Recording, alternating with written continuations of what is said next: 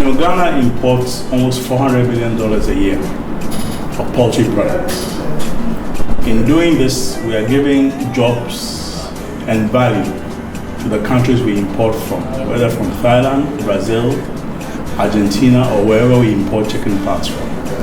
So if we want to become self-sufficient in food, especially because chicken and fish are the main sources of protein for the Ghanaian diet, then we have to begin to address the crisis in the poultry industry because of government failure, particularly MPP's failure to resurrect the industry in contradiction to what they had basically promised Ghanaians. So the idea is basically to inject capital, technical assistance, and programs that support our poultry industry and our poultry entrepreneurs. One of the key components of any poultry industry globally is feed. So to invest in producing animal feed for chickens, for livestock, other livestock and so on. And the structure of rolling out the program is not only to support big size poultry enterprises, but to also develop an outgrower scheme that allows households, particularly rural households, to rear chickens as part of an income diversification program, improvement in nutrition, improvement in incomes, and improvement in the general supply of chickens and eggs for the economy. You know that we import a lot of eggs from outside Ghana, particularly from Ivory Coast. So in addition to importing $400 million of poultry products, we're also importing eggs from the neighborhood.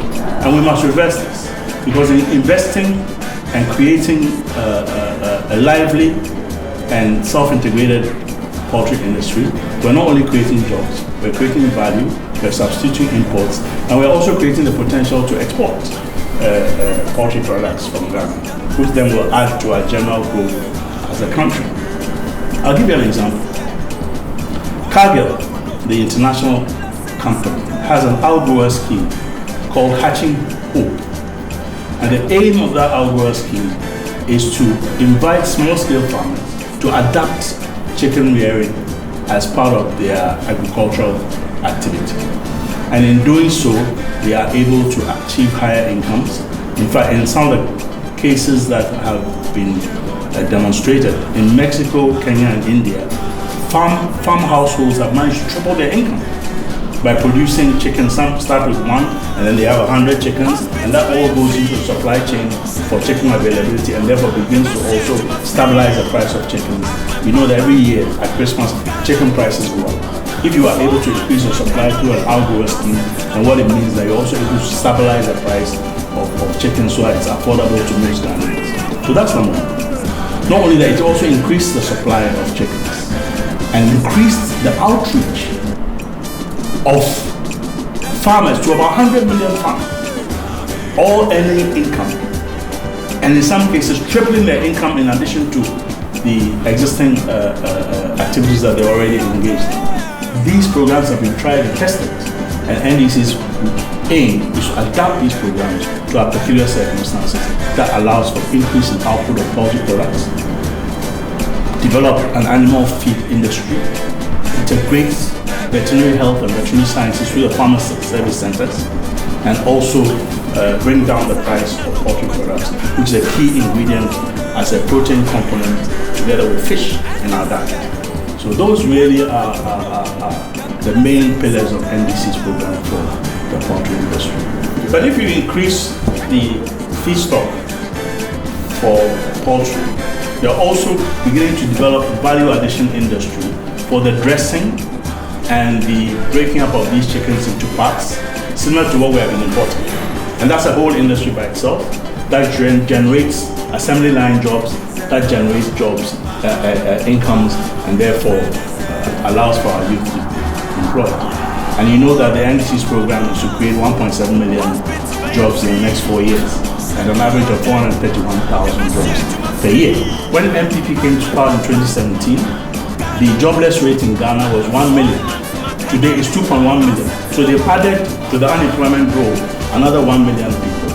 When they came to power, the unemployment rate was 8.4%. Today it's 14.7%, almost double from what they came to meet and inherited from the NDC. And NDC's program is a sustained program built on several pillars. One, modernizing the environment for employment creation through the legal regime, ensuring that we have a very robust real-time information system through the labor market information system that allows us to monitor employment creation in each sector, determine which sectors are creating employment, which sectors are not, what do we have to do to fix it and repair it and so on. Because you have to remember that most of the people who are employed are young people. Those between the ages of 15 to 29 suffer an unemployment rate of 30%.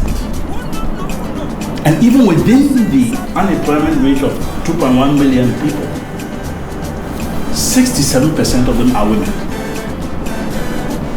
And those who are disabled, their unemployment rate is even higher, 40%. So clearly, this is a national crisis and a national security situation. And the only way in which we can address it, especially through the concentrated firepower of the 24-hour economy, is to begin to do agro-processing and poultry farming, development of the poultry industry, development of feed industry, development of the health services, the veterinary services that back up this feed industry, and then the higher level value addition through assembly line poultry parts production, which is similar to what we import, then provides also another impetus for creating part of this 1.7 million jobs that we're talking about over the next 4 years. And you know, one of the aims of the NDC through the National Employment Trust is basically to support at least 1,500 enterprises, all hopefully generating enough jobs to create by itself about 880,000 jobs in the next 4 years, and aggregating that to the other sectors that will generate jobs to make us arrive at our 1.7 million jobs in the next 4 years. But you know, you have to remember that, you know, job creation is not by itself, is motivated by a productive workforce. Ghana today is one of the lowest productivity rates in West Africa and in the world. Our productivity rates are about 6 times less than the global average, which is about $35,000 per man output per annum. Nigeria is 7,000, Ghana is around 4,700. Senegal is ahead of us, Ivory Coast is ahead. So one of the key components of the NDC program is also to improve the work ethic, the mindset of the Ghanaian worker, to make the Ghanaian worker introduce them to digital intelligence and new technologies that allow the Ghanaian worker to be among the most productive in the world, and therefore provide the kind of labor services that also makes our products highly competitive and able to compete with imports and able to compete in the global market. And poultry is one of them.